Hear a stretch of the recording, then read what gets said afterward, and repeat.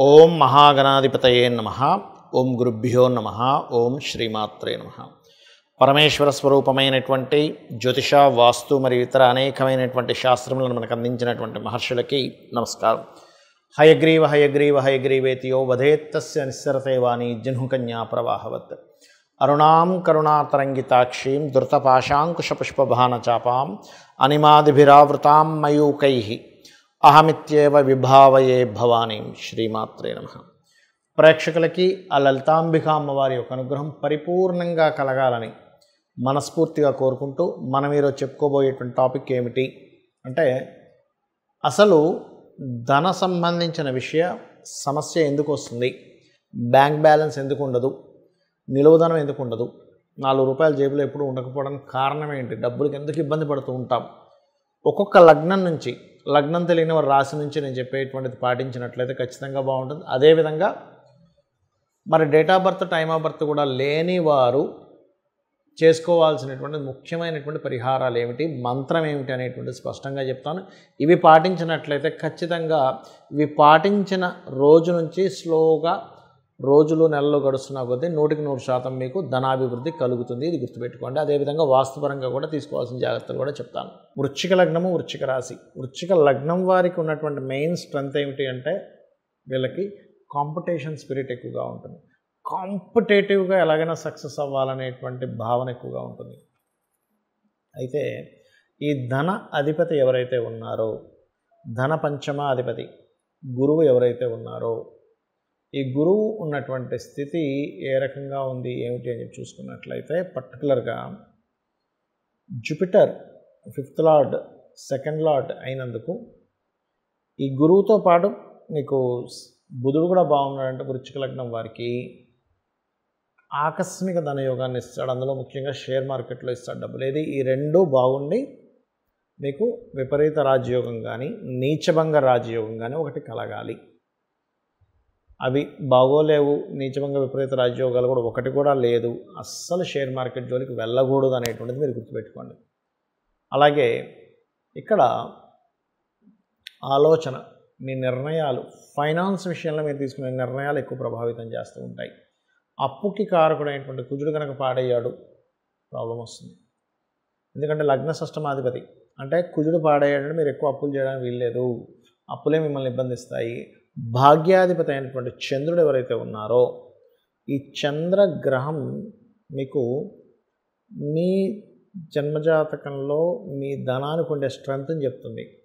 అంటే మీ ధనం యొక్క ఆయుష్యం చెప్తుంది, మీ ధనం యొక్క స్థితిని చెప్తుంది చంద్రుడు. అంటే ఏంటి, మనస్సు సంబంధించిన దానివల్ల మీకు డబ్బులు వస్తూ ఉంటాయి. అంటే మనసును స్థిమితంగా పెట్టుకోవడం వల్ల, మెడిటేషన్ చేయడం వల్ల మీకు ధనం నిలబడుతుంది అన్నమాట సర్వసాధారణంగా. మరి గవర్నమెంట్ జాబ్స్ ద్వారా, ఎందుకంటే దశమాధిపతి అయ్యాడు కాబట్టి గవర్నమెంట్ కాంట్రాక్ట్స్, గవర్నమెంట్ జాబ్స్ ద్వారా, గవర్నమెంట్ లేదా మెడికల్ ద్వారా, వీటి ద్వారా డబ్బులు వస్తాయి. మీకంటే సన్ బాగుండే ఆ మహాదశలు నడుస్తూ దానికి ధనాధిపత్యం, ధన సంబంధించిన కారకుడు కూడా మీకు రవితో కలిశాడంటే అప్పుడు మీరు హాస్పిటల్స్, ఆరోగ్యము, మెడికల్ రిలేటెడ్ వాటి రూపంలో వెళ్ళొచ్చు. లేదా రాజకీయ సంబంధించిన కాంట్రాక్ట్స్, అంటే గవర్నమెంట్ కాంట్రాక్ట్స్, రాజకీయ మూలంగా ఏదైనా కొంతవరకు సపోర్ట్ లభించడం, ఇటువంటివి లభిస్తాయి. అయితే ఇక్కడ ఇన్వెస్ట్మెంట్స్ చేస్తున్నామండి. కొంతమంది ఏం చేస్తారంటే, మనీ అనేది ఎప్పుడు మనం ఉద్యోగం చేయడము, వ్యాపారం చేయడమే కాకుండా ఇన్వెస్ట్మెంట్స్ ద్వారా కూడా డబ్బులు వస్తూ ఉంటాయి. సో ఇన్వెస్ట్మెంట్స్ కారకుడైనటువంటి శుక్రుడు గనక మీ జన్మజాతకంలో పాడయ్యాడు అనుకుంటే అప్పుడు మీరు ఇన్వెస్ట్మెంట్స్ రూపంలో డబ్బులు ఎక్స్పెక్ట్ చేయకూడదు. ఇన్వెస్ట్మెంట్స్ రూపంలో డబ్బులు వచ్చే యోగం కాదని మీరు అర్థం చేసుకోవాలి.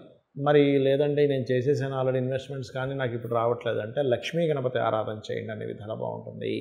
ప్లస్ దీంతోపాటు ఓం దత్తాత్రేయాయ నమః చేసుకోండి, అనే విధాలు బాగుంటుంది. ఇక్కడ వాస్తుపరంగా కూడా తీసుకోవాల్సినటువంటి జాగ్రత్త ఏమిటి చూసుకున్నట్లయితే, వాస్తులో ఉత్తరే నిధి సంస్థితం అన్నారు.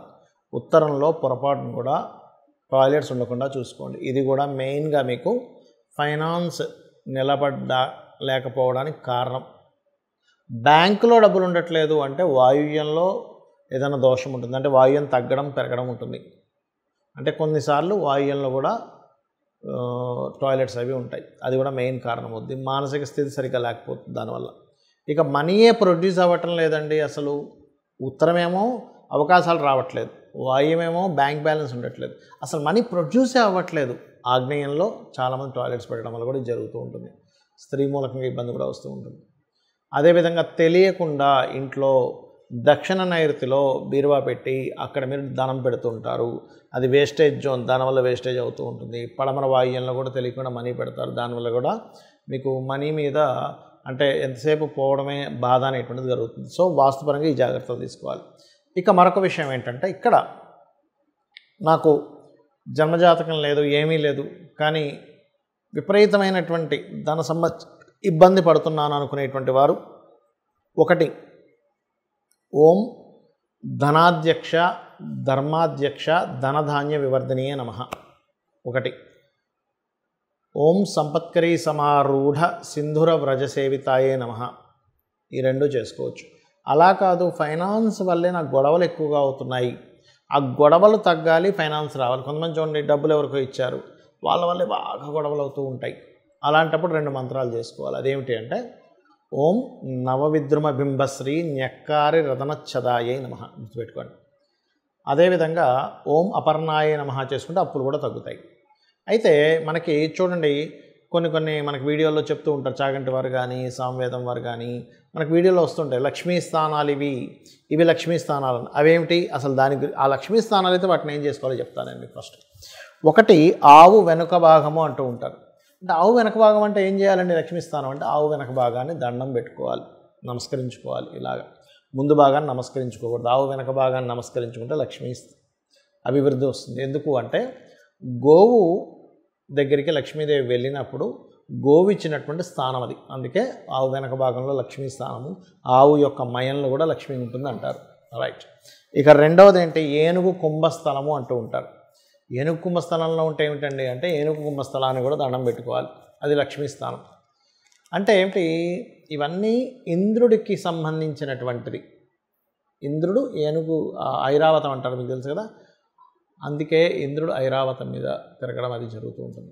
అదేవిధంగా మారేడు దళం, మరి మారేడు దళం అంటారు కదండి, లక్ష్మీ స్థానం అంటుంటారు, మారేడు దళంలో ఉంటుంది అంటారు కదా. ఏం చేయాలి అంటే, మారేడు దళంతో ఈశ్వరుణ్ణి కనుక పూజించినట్లయితే లక్ష్మీ సిద్ధిస్తుంది. వెంటనే ఏమంటారంటే చాలామంది, ఏమండి మాకు తెలిసిన వాళ్ళు చాలామంది చేస్తున్నారు కానీ వాళ్ళు ఏం పెద్దగా కోటీశ్వరులు అవ్వలేదండి అని వెంటనే చెప్తూ ఉంటారు. కానీ ఇక్కడ ఏమిటంటే, లక్ష్మి అంటే కేవలం నోట్ల కట్టలు మాత్రమే కాదు అనే విషయాన్ని మనం అర్థం చేసుకోవాలి.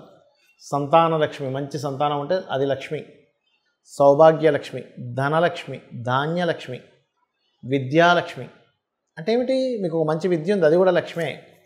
మంచి ధాన్యం ఉంది, లక్ష్మియే. ఆరోగ్యం ఉంది, అది కూడా లక్ష్మియే. అసలు లక్ష్మి అంటే అర్థం ఏమిటంటే గుర్తింపు. మీలో ఉన్నటువంటి టాలెంట్ మీరు గుర్తించి దాన్ని అభివృద్ధి చేసుకుంటే అదే లక్ష్మి, గుర్తుపెట్టుకోండి. మనలో ఉన్న టాలెంట్ మనం ఫస్ట్ గుర్తించాలి. లక్ష్మి నా రూపంలో ఏ రూపంలో ఉంది నా దగ్గర, ఆ రూపాన్ని గుర్తించడమే లక్ష్మి. రైట్. అదేవిధంగా పద్మంలో లక్ష్మి ఉంటుందంటారంటే ఏం చేస్తారు అంటే, పద్మాలతో లక్ష్మీదేవిని అష్టోత్తరం చేస్తూ పూజిస్తే లక్ష్మీ అభివృద్ధి. పద్మాలతో హోమం కూడా చేస్తారు. పద్మముకు ఉన్నటువంటి స్థితి ఏమిటి మనం అర్థం చేసుకోవాలి. ఎందుకు పద్మానికి? పద్మం వాటర్లో ఉంటుంది, బయటికి చక్కగా విచ్చుకొని ఉంటుంది, కిందని చూస్తే దాని కాడ కింద చూస్తే మొత్తం అక్కడంతా నాచు బురద ఉంటుంది. అంటే ఏమిటి? ఇక్కడ మనం అర్థం చేసుకోవాల్సింది ఏమిటి? నువ్వు నీ చుట్టూ ఉండేటువంటి పరిసరాలన్నీ ఎలాగున్నా సరే నీ యొక్క బుద్ధిని వికసించుకున్నట్లయితే, ఇది వికసించుకోవడం ఇలా వికసించుకొని ఉంటుంది, నువ్వు ఎక్కడున్నా సరే నీ బుద్ధి వికసించుకున్నట్లయితే లక్ష్మి వచ్చి అక్కడ కూర్చుంటుందని దాని అర్థం పద్మం అనేటువంటిది. అలాగే ఐదవది శ్రీ పాపిట అంటూ ఉంటారు. అంటే ఈ భాగం లలితా సహస్రనామాల్లో ఒక నామం ఉంటుంది, శృతి సీమంత సింధూరి అనేటువంటి ఒక నామం ఉంటుంది. అంటే ఏమిటి?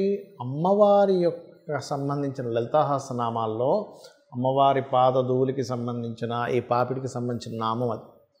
అంటే ఇక్కడ మనకి లలిత సహస్రనామాల్లో మరో నామం కూడా ఉంటుంది, సహస్రారాంబుజారూఢ సుధా సారాభివర్షిణి అని. అంటే ఏమిటి?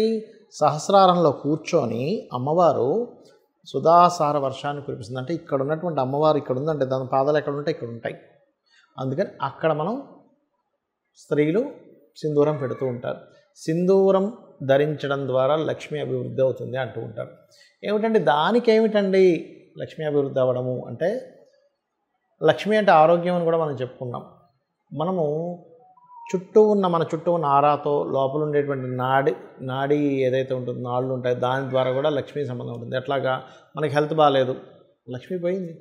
ఆరోగ్యమే కదండి అన్నిటికంటే ముఖ్యం. ఎంత డబ్బున్నా హెల్త్ బాగాలేదు అనుకోండి ఏమంటారు, అమ్మో డబ్బులు లేకపోయినా పర్లేదు కానీ ఆరోగ్యం బాగుండాలని అంటాం. ఈ సుధాసార వర్షాన్ని ఎప్పుడైతే ఆవిడ కురిపిస్తుందో 72,000 నాడులు తడుస్తున్నాయో మన ఆరోగ్యము, మన సౌభాగ్యం అన్నీ కూడా ఆవిడ అనుగ్రహంతో నిండుతున్నాయన్నమాట. దానికి ఆవిడ కృతజ్ఞతగా ఇక్కడ పెడతాము. ఇక్కడ ఎప్పుడైతే ప్రెస్ చేస్తుంటారో కొన్ని మనకి సనాతన ధర్మంలో ఏంటంటే ఇది థర్డ్ ఐ అంటారు. ఇక్కడ ఆజ్ఞాచక్రం ఉంటుందంటారు. అలాగే ఇక్కడ సహస్రారం సంబంధించినటువంటిది ఉంటుంది. కాబట్టి ఇక్కడ ఇలా ఎప్పుడైతే సింధూరంతో చేస్తుంటామో ఇలాగా స్త్రీలకి ప్రత్యేకంగా పాపిటి మధ్యలో అది గొప్ప యోగంగా మారుతుంది. అదే కాకుండా భర్త ఆయుష్ని పెంచుతూ ఉంటుందని చెప్తూ ఉంటారు. భర్త కూడా లక్ష్మీ కదండి, వాళ్ళకి భార్యకి భర్త లక్ష్మి, భర్తకి భార్య లక్ష్మీ స్వరూపము. అంటే లక్ష్మి అంటే ఇక్కడ కేవలం డబ్బులో ఒక స్త్రీమూర్తిలో చూడడం కాదు, క్షేమం కలిగించేది, గుర్తింపునిచ్చేది లక్ష్మి అని అర్థం. ఒక గుర్తింపు స్త్రీకి కానీ పురుషుడికి కానీ వాళ్ళ పార్ట్నర్ ఒక గుర్తింపు. ఈ రకంగా ఇవి చేసుకుంటూ నేను చెప్పినటువంటిది ఒక్కొక్క లగ్నానికి ఏదైతే చెప్పానో ఇవి చేస్తూ మీరు లక్ష్మీ అనుగ్రహం పరిపూర్ణంగా పొందాలని మనస్ఫూర్తిగా కోరుకుంటూ శ్రీమాత్రే నమః.